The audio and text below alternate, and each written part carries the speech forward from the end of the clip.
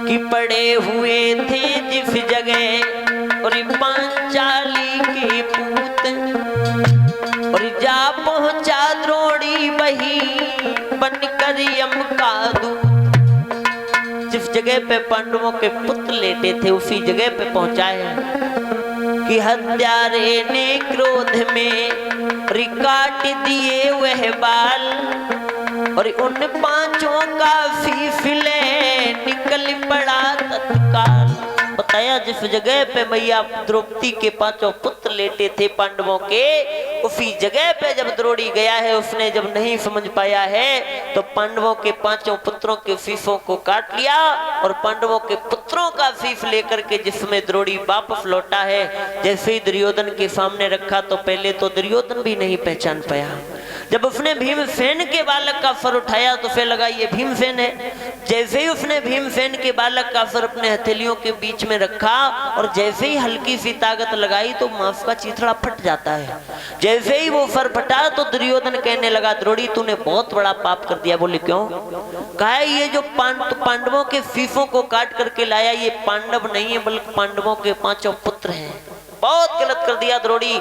जिसमें दुर्योधन ने बुरा भला कहा है तो द्रोणी तो चला जाता है। इधर जैसे ही सुबह हुआ मैया द्रौपदी जागी पहुंची है अपने पुत्रों के पास में, तो मैया द्रौपदी ने देखा है कि हमारे पुत्रों की लहफ पड़ी है, उनके फर नहीं है, यानी धड़ पड़े हैं, केवल फर नहीं है। जैसे ही मैया द्रौपदी ने देखा तो मैया द्रौपदी रोने लगी और बताया कि डेरों में खून बह रहा था और हर अबला खड़ी रो रही थी।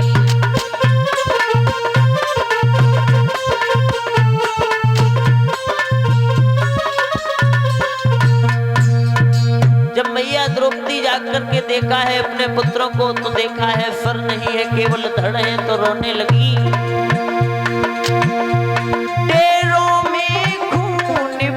रहा था अरे अबला खड़ी रो रही थी, और द्रौपदी बाल बिखराए हुए लालों पर पड़ी रो रही थी।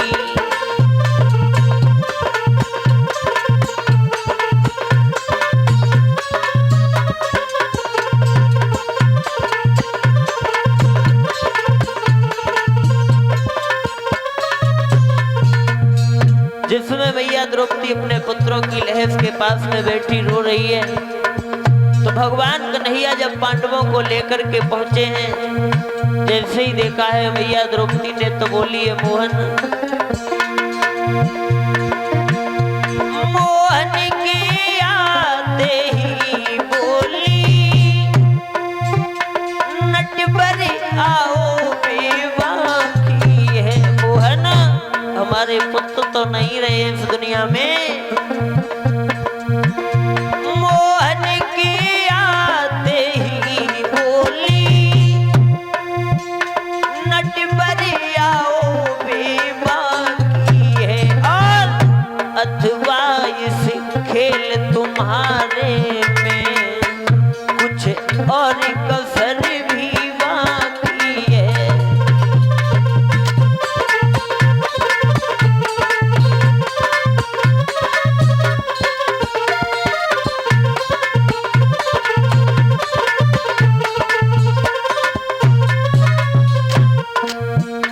द्रौपदी बोली है, बोले मोहन कोई कमी रह गई हो तो पूरी कर लो, क्योंकि हम तुम्हारी बराबरी नहीं कर सकते, तुम्हारा सामना नहीं कर सकते, क्योंकि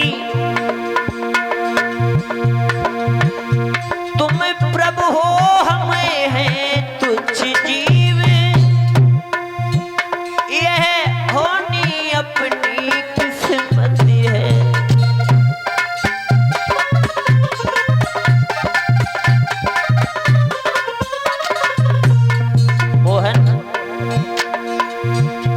तुम प्रभु हो हमें हैं तुच्छ जीव,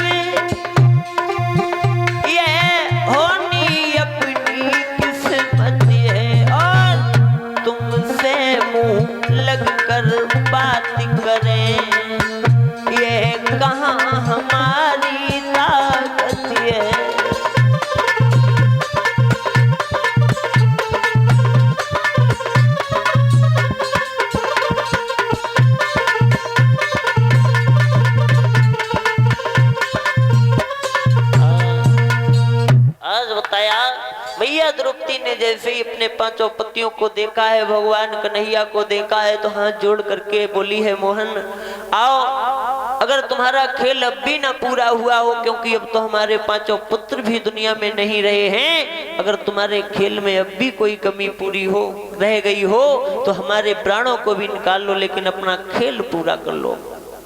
जैसे ही ये कहा तो भगवान कन्हैया ने जब अर्जुन की तरफ देखा है, तो अर्जुन ने जब प्रभु को देखा है तो कुछ बोल नहीं पाए हैं। जब बोल नहीं पाए हैं तो भगवान कन्हैया ने जैसे ही इशारा किया तो अर्जुन कहने लगे, द्रौपदी मैं तुमसे ये वादा कर रहा हूं कि अगर मैंने उस नीच को तुम्हारे सामने ला करके खड़ा ना कर दिया जिसने तुम्हारे पांचों पुत्रों को मारा है, तो आज के बाद ये कभी गांडीव धनुष नहीं उठाऊंगा।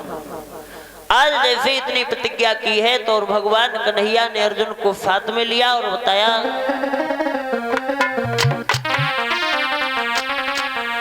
कि अरे नहीं पल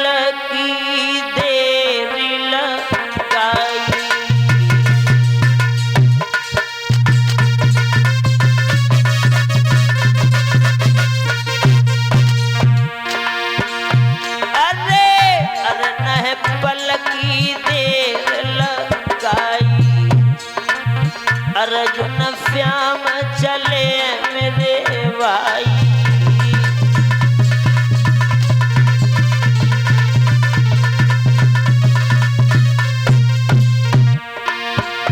अरे भैया सुनियो ध्यान लगाई रे लगाई रे लगाई,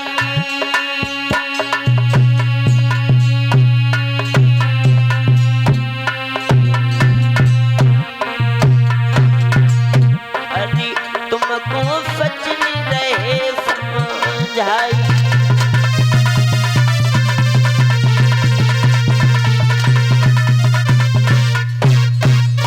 बताया भगवान कन्हैया ने जिसमें अर्जुन को साथ में लिया और चले हैं उस द्रोणी को खोजने के लिए।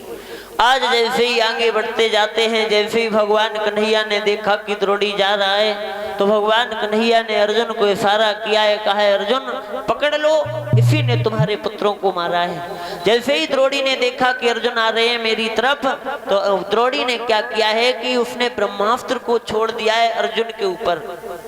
लिखा गया है कि द्रोणी को ब्रह्मास्त्र वापस करने की विधि नहीं मालूम थी, लेकिन फिर भी जब उसे लगा कि अब तो मेरे प्राण चले जाएंगे, अपने प्राणों की रक्षा करने के लिए जिसमें उसने अर्जुन के ऊपर ब्रह्मास्त्र चलाया, तो अर्जुन ब्रह्मा जी की आन नहीं तोड़ सके, उस धनुष का जब बाण का जवाब नहीं दे सके, हाथ जोड़ करके जिसमें खड़े हो गए हैं। तो भगवान कन्हैया ने देखा है कि अर्जुन कुछ कह नहीं रहे हैं, कुछ जवाब नहीं दे रहे हैं। भगवान कन्हैया आगे बढ़े और आगे बढ़ करके भगवान कन्हैया ने उस ब्रह्मास्त्र का पान किया, हाथ जोड़ करके उसको समाप्त किया और कहा है अर्जुन अब पकड़ लो इसको। आज जैसे ही उस द्रोणी को पकड़ा है, पकड़ करके जिसमें लेकर के आए हैं भगवान कन्हैया और अर्जुन, जैसे ही द्रौपदी के सामने खड़ा किया है तो आज वो द्रोणी ऐसे कांप रहा है मानो किसी कैदी को फांसी होने जा रही हो, किसी को सजा सुनाई जा रही हो कि आज वो मरने वाला, उसे ये बताया जा रहा हो। आज द्रोणी ऐसे कांप रहा है। जब द्रोणी कांपने लगा है मैया द्रौपदी को देख